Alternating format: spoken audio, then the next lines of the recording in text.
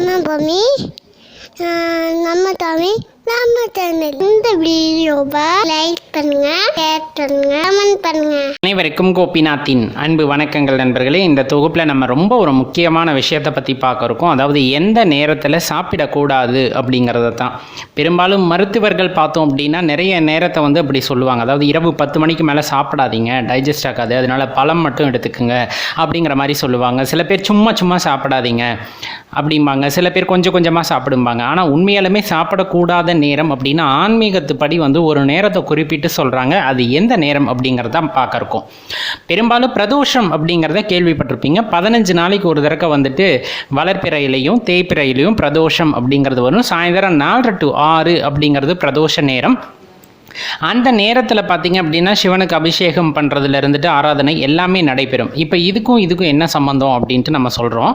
இப்போ பிரதோஷம் அப்படிங்கிறதே பார்த்திங்க அப்படின்னா அந்த நேரத்தில் எல்லாத்தோட கான்சன்ட்ரேஷனும் எங்கே இருக்கணும் அப்படிங்கிறாங்க அப்படின்னா சிவன் மேலே தான் இருக்கும். அப்போ அந்த நேரத்தில் நம்ம எதையுமே சாப்பிட மாட்டோம். 6 மணிக்கு மேலே பூஜை முடிஞ்சால் தான் அங்கே பிரசாதங்கள்லாம் கொடுக்கப்படும். அதுக்கப்புறம் தான் விரதத்தை முடிச்சுப்பாங்க அப்படின்னு ஒரு ஐதீகம் உண்டு. அதனால தான் சிவனடியார்களும் சிவபக்தர்களும் காலையிலேருந்தே விரதம் இருக்க ஆரம்பிச்சிருவாங்க, எதுவும் சாப்பிட மாட்டாங்க.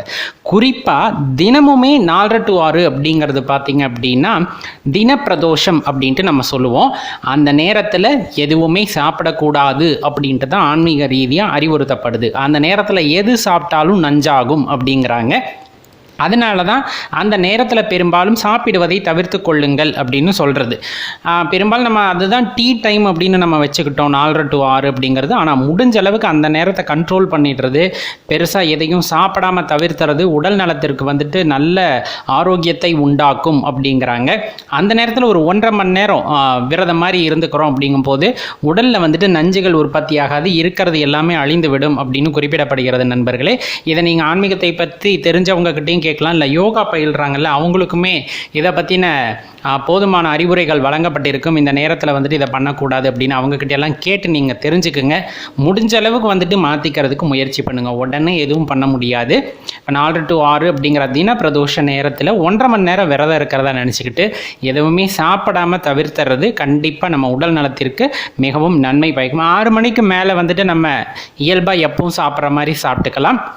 அதில் எந்த மாற்று கருத்துமே கிடையாது அப்படிங்கிறத இந்த நேரத்தில் நீங்கள் மனசில் வச்சுக்கணும். அதனால் முடிஞ்ச அளவுக்கு ராத்திரி 10 மணிக்கு மேலே சாப்பிட்றத தவிர்த்துக்கிட்டு அதுக்கு முன்னாடியே சாப்பிட்டுக்குங்க. ஆனால் இப்போ நம்ம குறிப்பிட்ட மாதிரி அந்த 4 to 6 அப்படிங்கிறத மனசில் வச்சுக்கோங்க. முடிஞ்ச அளவுக்கு தவிர்த்துக்கிட்டு வாங்க, அது ரொம்பவே நல்லது அப்படின்னு அறிவுறுத்துகிறாங்க. அதனால தான் உங்களுக்கு சொல்கிறோம் நண்பர்களே. நன்றி, வணக்கம்.